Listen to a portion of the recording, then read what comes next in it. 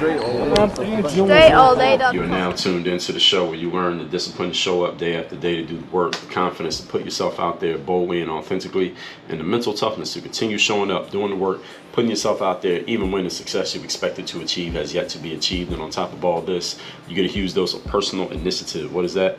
That is the go-getter energy that moves any one of us, including yourself, to go and make things happen instead of wait for things to happen. And then we put all this together into a series of frameworks, approaches, insights, strategies, and techniques, all underneath the umbrella of one unifying philosophy that is called work on your game.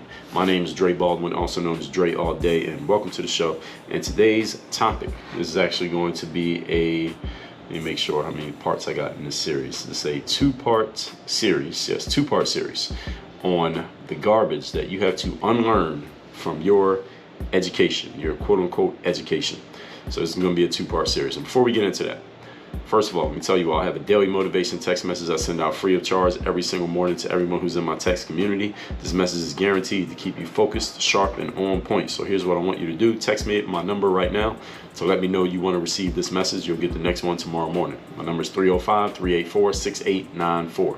Secondly, your next step in working with me directly is going into Work on Your Game University. So this is a real life university. You will not have to unlearn anything that you get from this schooling at this university. That's at workonyourgameuniversity.com, where you get access to all of my courses like Bulletproof Mindset, 25 hours from my time control course, 30 days of discipline, ASAP confidence, 20 plus more courses. That is all at workonyourgameuniversity.com. Now let's get into this here, because as I said, this will be a two-parter. So today we'll give you the first, I'm gonna give you 3 points today, and then tomorrow we'll get into 3 more points. Now, I went to school, you went to school, and I'm talking specifically, by the way, because I know I have some international listeners. I'm specifically addressing the American educational system here. This is the only one I have experience with. So I went to school here, you went to school here, most of you. Some of you are still in school. And I don't want you to feel bad if you're still in school, and especially if you're paying for it right now, if you're a college student right now. There's some benefits to going to college. I got some benefits from it as well. But specifically, let's talk about some of those benefits first before we even get into the garbage. Learning, reading, writing, and arithmetic. That's usually what we get in elementary school. You learn how to respect authority, which is a good thing, because many people are going to spend their lives having to submit to some form of authority. So that it's good to learn how to do that. You learn how to work with other people, which is always a useful tool. We are in the collaboration era. You learn how to structure your days in ways that actually make them work so you can get things done. You learn organizing and time management, at least in some ways. You learn how to play the game, meaning seeing what is actually producing a positive outcome in one area and adjusting your actions to produce those specific outcomes. That's a useful thing. These are all things that you'll need to do in life, even if you don't agree with the process. So school teaches those things. But there is also some nonsense that gets taught in school that you need to unlearn, and that's what we're specifically going to focus on and address over today's and tomorrow's episodes. So let's get into that. Point number 1, we are talking again the garbage that you have to unlearn from school. Number 1, these are in no particular order, they're all equally pernicious. Number 1 is being passive. School teaches passivity. See, school is designed to have you do what? Think about when you go to school. Think about colleges can be, the way college classrooms can be run can vary greatly, but let's just say everything up through 12th grade. Those are pretty uniform. What do? You walk into the classroom, you sit down, you shut up, you fold your hands on the desk. We don't always do that, but you get the point. And you listen to the teacher talk. All right, that's pretty much what happens. Now, whatever the teacher says goes, because the teacher is the person of authority. They're the person in charge, even if they don't know what they're talking about. Usually they know more than the students, but that still doesn't mean they know a lot, because the students don't know anything either. Whatever's in the textbook is the truth. The textbook is the Bible. And if you have a truth that is not in the textbook, or you believe something that's not in the textbook, or it conflicts with what's in the textbook, what happens? You fail the quiz, you fail the test, you fail the class, you get left back, and you end up on the short bus. All right, you are a failure if you don't agree with the accepted ideas that are being presented either by the teacher or by whoever wrote the textbook, because those textbooks are written by human beings as well. School is set up to tell you what it is, and you are to blindly accept what they tell you. You are to memorize it, and then they give you a test, and what do they do on the test? They are demanding that you regurgitate the information that they already gave you. All right, that's what school does. You see how passive all this is?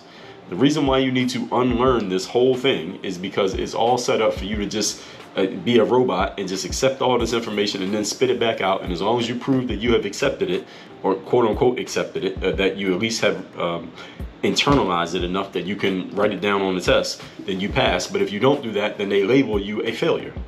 This is how school is set up. If anybody wants to question or challenge any of the way that I'm breaking this down, you can tell me if I got any of this wrong. But I don't think any of you will, because I know that this is right.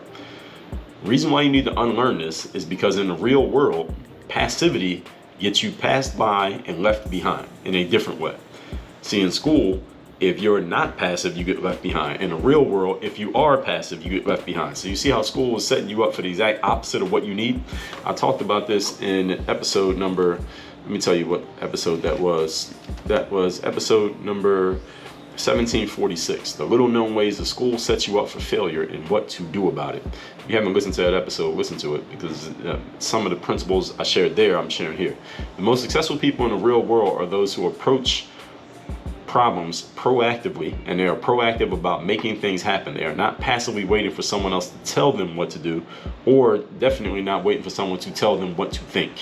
One of the things that's happened over the last few years with many things that have gone on in the world, specifically we can talk about the COVID virus that happened, is that many people went right back to the passive mindset that you were taught in school, to just accept what you're being told, don't question anything, and if you question it, you were immediately punished, attacked, told to shut up for challenging whatever the prevailing quote-unquote wisdom was supposed to be. And over time, we're starting to see how that worked out. Moving on to point number 2. Today's topic, once again, is the garbage that you have to unlearn from school. Number 2, waiting for permission. When you're in school, you need permission to do everything. This is a cousin to the first point. In school, you need permission to do anything that you want to do while you're inside of the walls of that building. And the walls of schools, the walls of hospitals, and the walls of jails, the whole systems are set up the exact same way. Even though one is about your mind, one is about your health, one is about your freedom, they're all set up the same way, same framework. You need permission to ask a question in school. You got to raise your hand before you can ask a question. If you want to go to the bathroom at school, you got to ask for permission. If you want to be walking around the halls while class is going on, you need a reason or an explanation for why you're doing it. You need permission to get information from a certain source when you're in school. If you're taking a test, you can't just go get information from anywhere you want. If you go get information that you're not supposed to go get, you fail the test. You even need permission to reference someone or something who might be able to help you with the problem. Again, you violate that, you get marked as a failure. You might even get kicked out the building because you went and got information from somewhere that you're not allowed to get information on a test. How crazy is that? In the real world, that's exactly what you have to do. You notice how a lot of things that they teach you to make you quote unquote successful in school are the exact opposite of what you need to be successful in life? Any of you noticing this? As I'm talking about it, you should be noticing it. In the real world, the most successful people never ask for permission. They do what they want to do, and if necessary, they will ask for forgiveness after the fact. And most of the time, they don't even need to do that. You can see already just through these first 2 points of how much of what is taught in school is the exact opposite of what you need to succeed outside of school, especially if you're going to go into the entrepreneurial world. Now, if you're going to go into the, let's just say the corporate world, which is the closest thing to how school is set up, then many of these things will help you go along in the corporate world. But in the entrepreneurial world, and most of the people who I talk to, which I know that means a lot of people who listen to this show, either you have an entrepreneurial mindset or you are already involved in entrepreneurial endeavors. You need to do the exact opposite of what school is teaching you. So the second thing school tells you is to ask for permission. Entrepreneurs, there's no one to ask for permission from. And if you're asking permission, then you're kind of being the opposite of entrepreneurial, just to be honest. Moving on to point number 3. Today's topic, once again, is we are talking about the garbage that you have to unlearn from school. Number 3, deferring to authority. School teaches you to defer to authority. All these institutions that I mentioned, schools, hospitals, courthouses, they all teach you to defer to authority. And this is how they maintain order, because everybody has to go up the chain of command in order to do anything that they want to do, or even think or say anything that they want to think or say. Now, this point, on the other hand, deferring to authority at the same time, it does have some positives and it does have some negatives. There are some positives with everyone understanding that they should defer to authority, because it depends on where you plan on going in life. Now, I'll give that as a caveat, and now I'll explain. If you plan on getting traditional employment where you're going to have a boss, a supervisor, and you will have to passively defer to others for permission to do things, then look, being groomed to defer to authority is actually a good idea, because that's what you're going to be doing for the rest of your life anyway. You're going to spend the next 50 years of your life deferring to authority, so you might as well get used to it, because that's exactly what you're setting yourself up to do. If you plan on going into traditional employment where it is just a chain of command, you do what you're told, don't question anything, don't go against the grain, as long as you want to keep your job and you're okay doing that for the next 50 years, go ahead, do that. Now again, I'm skewing this angle here because I understand that most of the people who listen to this show, that's not what you're looking for. Even if you are right now in traditional employment, you're probably not looking to stay there forever. Many of you are looking to do things that are more doing your own thing, going in your own direction. So that is the positive. I got to throw that out there just so people understand. It's not necessarily a bad thing to defer to authority. Sometimes it is a good idea to listen to someone who has more authority, seniority, allegedly more information than you have. Not always, but sometimes this is a good thing. So authority can be a good thing because, again, it's getting you ready for the rest of your life. That's your plan. Now, there are places in life when you should also, outside of that, defer to authority. If you plan on playing a team sport, you're going to have coaches who are in positions of authority. I played a sport professionally. I played a team sport of basketball. We had coaches. They were in position of authority. I needed to defer to them. I shouldn't just walk up to my coach and say, no, I'm not going to listen to you. I'm going to do things my way. That would not have worked well for me. If you grew up with attentive and active parents at home, for example, you probably learned a lot about respecting and submitting to people in authority. These are good things. That's not a bad thing. That's actually a good thing. As a matter of fact, I believe more parents should be teaching their kids to respect and submit to authority, simply because there's a lot of kids growing up without having authority figures in their lives, and they end up getting themselves into bad situations later on in life simply because they aren't being guided by adults the way that they're supposed to. I feel a lot of adults are dropping the ball on that these days. So there is a positive side to this, but you also need to know when to turn off respecting and bowing to and submitting to authority. Especially if you plan on doing your own thing, such as running your own enterprise, or you are entrepreneurial in any way, then simply bowing to authority is setting you up for failure, and thus you have to unlearn it. So if you plan on being an entrepreneur, running your own enterprise, as an entrepreneur, there is no authority for you to defer to. You are the authority as soon as you put yourself out there. As soon as you hang up your shingle, as they say, you become the authority figure. You are the boss. You are the person in charge. You make the rules. You break the rules if you feel like breaking them. You don't wait for someone else to tell you what it is. You decide what it is, and you tell everybody else what it's going to be. So on these first 3 points about this garbage that you need to unlearn from school, this is really a primer for those of you who plan on doing your own thing. And again, I talk to a lot of people who say that they want to do their own thing. A lot of people who are in the process of building their own thing, and I talk to people who are actively and have been actively doing their own thing, meaning you started your own enterprise. Doesn't mean you're doing it by yourself, but you started your own enterprise. You can't be passive when you're doing that, because if you're passive, you're just going to get run over by everybody else who is being more active and being more aggressive. You can't sit around and just wait. And I'm recapping the points at the same time here. So the topic, once again, is the garbage you got to unlearn from school. The first one is being passive. All right, you can't be passive if you want to do your own thing in life, because your own thing will never gain traction and it will never get established if you are being passive and waiting for someone to, waiting for someone to hand you the keys, waiting for someone to give you the authority, waiting for someone to plant the seeds of confidence within you. You got to show up ready to go. It is sink or swim out here. It's a jungle out there. Let's just say it like that. You want to be an entrepreneur, it's a jungle. And there are other animals out there who will not hesitate to eat you if you stand around and just wait for somebody to give you something, or wait for someone to give you permission to do what you want to do. So you can't just sit and be passive. You got to be active. You got to get out there and get yourself seen, heard, and known, and make sure that whatever it is that you're offering to the marketplace actually knows that you and it exist. If you are not active in doing that, then you're going to get run over. Second point is waiting for permission. If you're going to go out here in the world, again, and you're going to create a name for yourself, who's going to give you permission to do that? Nobody is going to grant you the authority to put yourself out there. You have to decide that you already have the authority of putting yourself out there.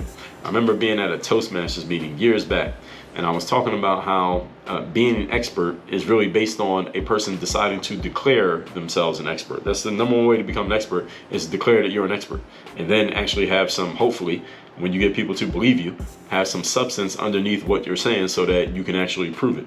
And I remember there was a guy in the room, and I remember who this guy was. And I remember his name was Alan. I will say his name was Alan, and I'll say that Alan was a lawyer. So Alan's a lawyer, which means he went to college he had a 4-year undergrad degree, then he went to law school. I don't know how many years law school. I think it was law school, 2 years? I think law school was either 2 years or 3 years. I can't remember. Let me see if I can ask. I have no reason that I need to know this, but I'm Googling it right now. Not Googling, but DuckDuckGoing it. All right, law school is 3 years. So 4 years undergrad, 3 years law school, and who knows how much student debt he had to accumulate. Now, Alan's an older guy. He's probably 20 years older than me, so maybe he's paid off all his student debt by this point. But I remember he raised his hand, and he was a little bit perturbed by the fact that I said what I said. And he said, well, that's dangerous for someone to say that they're an expert without having any real proof of being an expert. And I understood why he was saying it, because he got his quote-unquote expertise by putting in 7 years of school and $100,000 of student loan debt, whereas I'm standing there saying, well, look, if you just call yourself an expert, you're an expert. You're on par with this person put in 7 years and a couple $100,000 in debt. So I get why it was threatening to him, but the point is, I was right and he was wrong. All right, the whole thing is, if you're sitting around passively waiting for someone else to declare you an expert, or you're kind of climbing the ladder of doing what someone tells you have to do in order to be declared an expert, well, then you got to go Alan's route, and you got to go do those years of school and accumulate that debt. Or you can just decide this is what it is, and you get a lot of people who will be really angry with you simply because you jumped the line. All right, you jumped the line of success. You basically leapfrogged what everybody else was doing. I talked about this in episode 2362, leapfrog theory, which is jumping the line of success. So instead of standing in line and doing what everybody else does, being passive and waiting for someone else to give you permission to do what you want to do, you decided, I'm just going to do this and I don't need anybody's permission. People are going to be pissed at you for doing that. So you better have some balls of steel to deal with this, because there will be a ton of pushback. In school, if you don't wait for permission and you do things without being given permission, people are going to push back on you. People are going to attack you. People are going to try to scare you out of the actions that you're taking. But once they see that you're not going to be scared off your track, they usually get out of your way. And point number 3, deferring to authority. In school, you're taught to defer to authority. The authority can be the textbook. The authority can be the teacher. But understand that textbooks are written by human beings who may not be all-knowing. And by the time a textbook gets printed, some of the information in there may not be as up-to-date as it needs to be. Teachers are simply human beings who went to school and they got a job as a teacher. It doesn't necessarily mean that they're an expert on their subject, because after all, what is a teacher doing? And no disrespect to the teachers who are listening to this, but what does a teacher do for a living? A professor and full-time teachers, they are full-time at going to school and talking about a subject. They're not full-time actually doing the subject that they're talking about. And that does not necessarily mean that they don't know their subject, but it doesn't necessarily mean that they do either. So this is why you got to vet the people who you're getting your information from. You're in college and you're taking an entrepreneurship class, and the teacher is not an entrepreneur but a full-time professor with a job. How the hell are they going to teach you entrepreneurship? That doesn't even add up. All right, I went to school and I have a business degree, and my classes on entrepreneurship were being taught by people who are full-time professors. So how the hell are you going to teach me entrepreneurship if you're not an entrepreneur?